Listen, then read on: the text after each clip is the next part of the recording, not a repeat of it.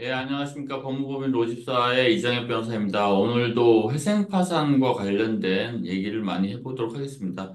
법인 회생 사건은 사실 많지가 않기 때문에 이 전문적인 상담을 할 수 있는 데가 매우 적습니다. 보통 지금과 같은 구조조정 시기가 아니면 전국적으로 평균 법인 회생 사건이 10,000건 아니, 1,000건 정도밖에 되지 않거든요. 아, 이렇게 작을까 깜짝 놀라시는 분도 계실 텐데, 사실 대부분의 기업들이 회생 절차를 통하지 않고, 그리고 파산 절차를 통해서 정리하지 않고, 그냥 폐업을 하거나 아니면 외부 투자를 어떻게든 받는 형식으로 연명하는 게 일반적입니다. 그런데 지금은 시중에서의 상황이 너무 안 좋고, 그리고 외부 투자를 받기도 너무 어려운 상황이지만, 사실은 기업이 가치가 있는 경우들이 많아서, 법인회생 시장이 많이 열리는 것 같습니다. 그래서 이제 법인회생이 사실 구조조정을 어떻게 빠르고 합리적으로 할 수 있는지에 대해서 법적으로 만들어 놓은 제도라고 할 수 있을 텐데요. 그에 대해서 오늘 좀 실제로 궁금해 하시는 것들 위주로 말씀드려 보도록 하겠습니다. 예, 뭐, 저희가 뭐 상담하는 것들 중에 이제 주로 여러 가지로 얘기가 많이 되는데, 잘 안 보이시겠지만, 뭐, 저희가 말로 설명을 잘 해드리겠습니다. 대부분의 얘기들이 비슷하거든요. 일단 회생 개시가 돼서 강제 집행이 정지되고 이자 등 외부의 자금 유출이 없다고 하더라도 바로 뭐 원부자재를 사고 급여를 지급하는 등 꼭 필요한 자금이 있기 때문에 파이낸싱이 필요한데 그 자금을 어떻게 해결해야 되는지에 대해서 궁금해 하시는 분들이 많습니다. 이 부분에 대해서는 이제 두 가지로 말씀드릴 수 있겠고요. 그러니까 일단 기존의 기업이 가지고 있는 채권, 뭐 매출 채권이나 여러 가지 채권을 조기에 환수할 수 있도록 법적인 제도를 취하는 것이고요. 그리고 외부에 꼭 유출돼야 될 그런 자금을 최대한 이제 지연시켜서 필수적인 때만 자금을 지출하는 겁니다. 그리고 지금까지 이제 쉽게 팔리지 않았던 그런 기업의 자산들을 뭐 담보로 제공하거나 아니면 세일 앤 리스백 등을 통해서 빠르게 자금 회전을 하는 게 뭐 주로 많이 이루어지는 것입니다. DIP 파이낸싱이라고 해서 회생 절차 중에 이제 파이낸싱, 그 대출을 받는 경우가 있습니다. 이런 경우는 이제 예전에 캠코에서도 많이 했고 지금은 여러 가지 민간 사모펀드나 이런 데서도 많이 하는데요. 이번에 급하게 홈플러스 사건에 있어서 김병주 회장이 연대 보증을 하고 뭐 여러 가지 안전장치를 하고 큐리어스라는 사모펀드에서 600억 원을 뭐 이유를 괜찮게 해서 대출을 해준 것으로 알고 있습니다. 이 경우에는 이제 이 대출금에 대해서는 회생채권이 아니라 공익채권이고 회생법원의 그 관리 감독 하에 원리금이 잘 보장될 수 있도록 여러 가지 조치를 하기 때문에 이루어진 것입니다. 그래서 DIP 파이낸싱의 경우에는 결국은 회생채권이 아니고 공익채권이라고 인정이 된다고 한다면 원리금을 상환할 충분한 신용과 자력이 있는지, 그리고 청산가치 내에서 이게 충분히 보상이 될 가능성이 있는지를 따져서 아마 일반적으로 다양한 곳에서 그 파이낸싱을 받으실 수 있습니다. 그래서 DIP 파이낸싱이라는 게 그냥 바로 된다는 건 아니고요. DIP 파이낸싱은 결국에는 그 관리인, 대표자가 되는 관리인이 본인 네트워크라든지 회사의 비전을 잘 설득을 해서 원리금이 떼어 뭐 이렇게 변제가 확실하다는 확신을 주면 가능하다고 보입니다. 그리고 법무부 로집사에서 저희 네트워크를 통해서 많이 드린다 이렇게 말씀드릴 수 있겠습니다.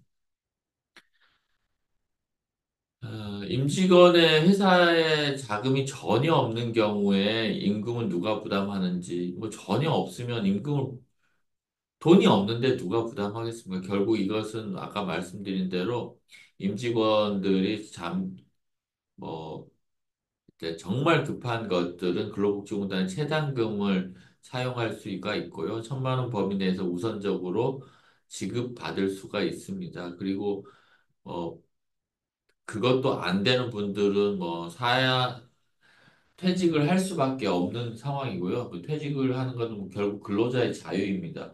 퇴직을 안 한 사람들에 대해서는 어떤 식으로 향후 회생 절차 이후에 보상을 할 것인지에 대해서 개별적인 협상을 해야만 합니다. 대표는 자동적으로 대표직을 유지하는지라고 했는데 회생 절차가 개시되면 이사회나 대표이사의 어떤 권한은 중지되고 관리인이 모든 회사의 업무를 회생법원에 감독하에 하게 됩니다. 그런데 특별한 사정이 없으면 관리인을 선임하지 않는 결정을 하게 되는데요. 그 관리인 불선임 결정은 기존의 대표이사가 법률상으로 관리인이 된다는 의미입니다. 그래서 특별히 민영사상의 어떤 문제, 예를 들면 이 회생에 이르게 된 사정에 있어서 대표이사의 잘못, 횡령이나 배임 이슈가 없다고 한다면, 그런 경우에는 대표이사가 특별한 사정이 없으면 법률상 관리인이 돼서 그 회사의 회생 절차를 주관한다 이렇게 보시면 될 것 같습니다. 연대보증의 경우에 어떻게 되느냐, 이 경우에 대해서 정말 많이 물어보고 좀 아쉬운 점이 있습니다. 대표님들이나 이제 대주주들은 회사가 어려워지면 개인 사재를 출연하거나 아니면 회사의 자금을 대출을 받기 위해서 백방으로 노력하게 되는데요. 이 경우에 있어서 연대보증이 없었던 분들도 연대보증을 하게 됩니다. 그러면 사실은 회사는 회생에 들어간다고 하더라도 연대보증인의 책임까지 당연히 감면받지는 못하거든요. 그래서 대표도 같이 소위 말하는 일반 회생에 들어가서 채무를 같이 받아야만 하는 경우가 많이 있습니다. 이 경우에 대표 개인의 개인 재산 문제가 많이 문제가 되는데요. 이 부분에 있어서 일률적으로 말씀드릴 수는 없습니다만 그 일반 회생 절차에서 좀 천천히 좀 진행을 해야만 그 회사에서의 그 회생 절차의 진행에 따라서 사실상 연대보증인에 대한 책임이 좀 경감될 가능성이 있고요. 이 부분에 대해서 만약에 이제 그렇다면 나 회생을 안 하겠다, 회사에 회생을 안 하겠다라고 하더라도 회사의 디폴트가 나게 되면 당연히 그 개인의 연대 보증에 대해서는 바로 추국이 되기 때문에 어쩔 수 없이 법적인 해결을 위해서는 대표의 개인도 어 지금 일반 회생 신청이라고 하는 회생 신청을 해야 되는 것 같습니다. 이게 개인 파산이라고 하냐는 말인데 이게 좀 적절치 않고요.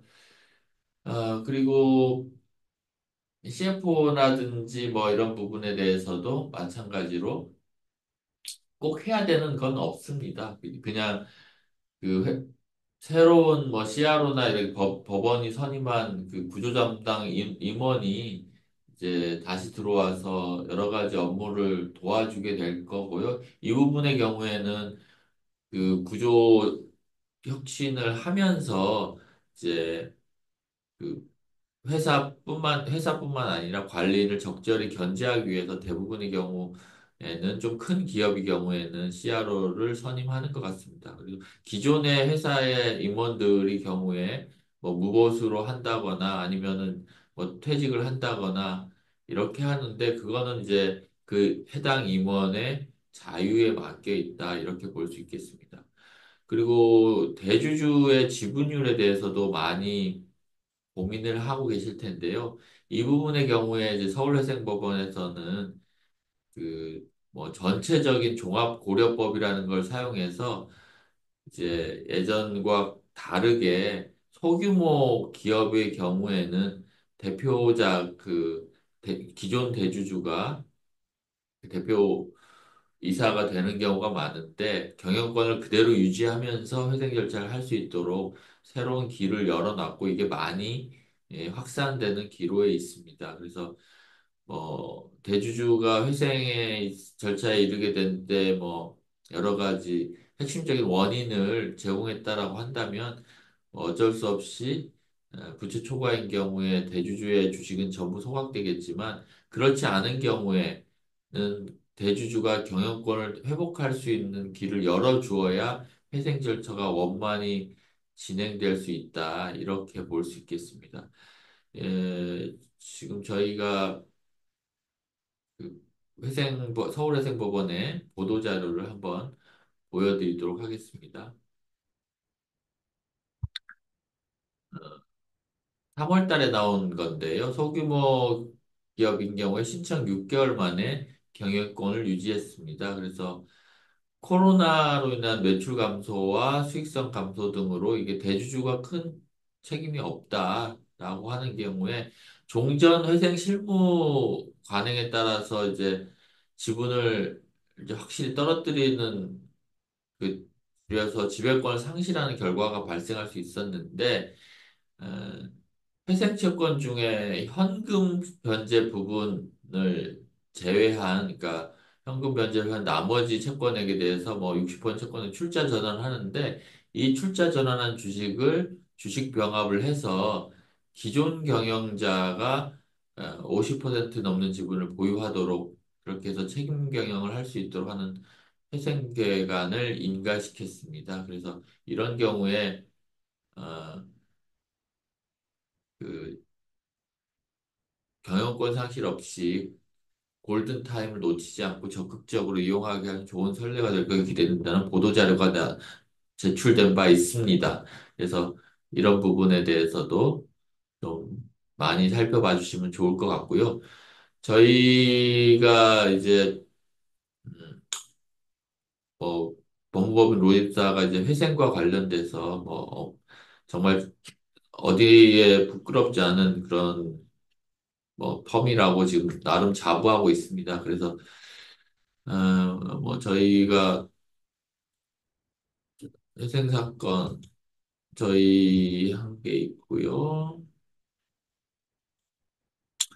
저희 회생 사건 뭐 이렇게 수많은 회생 사건이 지금 현재 진행 중에 있습니다. 그래서 모든 작업 보시면 이렇게 많은 회생이 작업이 있는데 이런 부분에 있어서 저희가 좀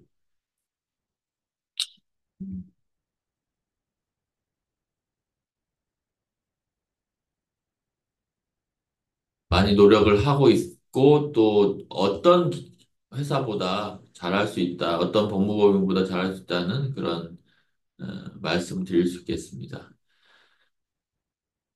DIP 아까 말씀드린 걸 이제 정리하면은 DIP 파이낸싱은 이제 공익채권이어서 어, 회생계획안과 무관하다 이렇게 될 수 있고요.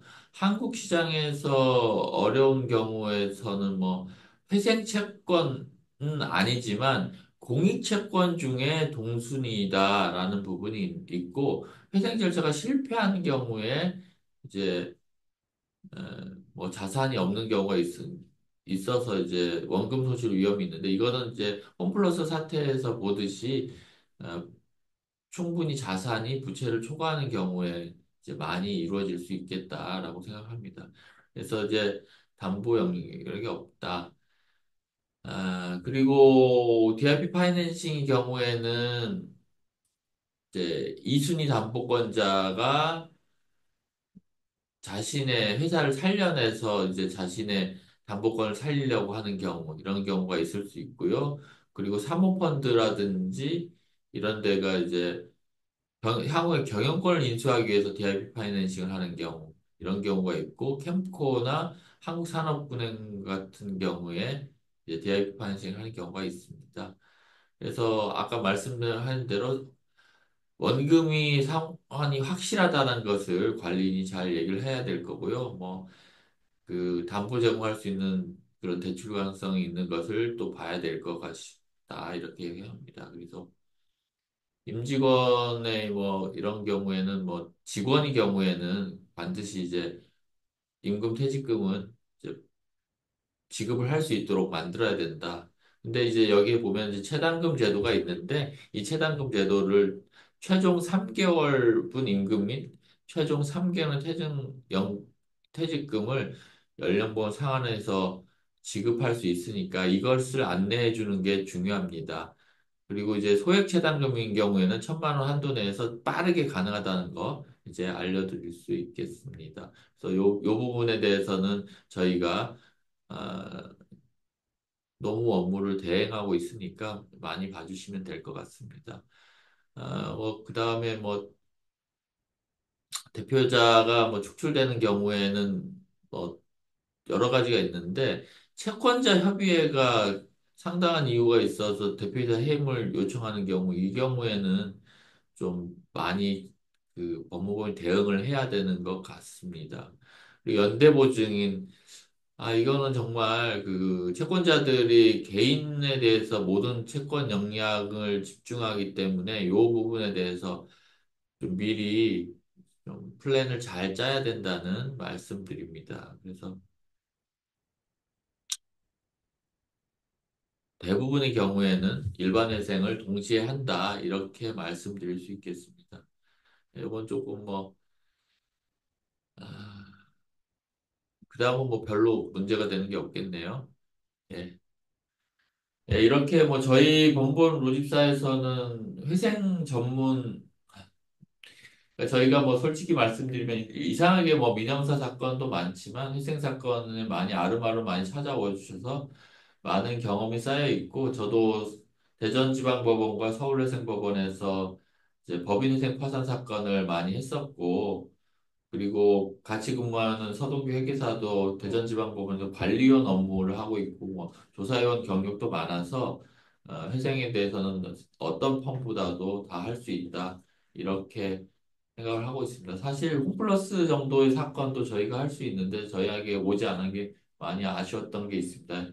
영상 보시는 분들 중에 같은 고민을 하고 계신 분이 있다면 저희 법무법인 로집사에 연락 주시면 감사하겠습니다. 예, 감사합니다.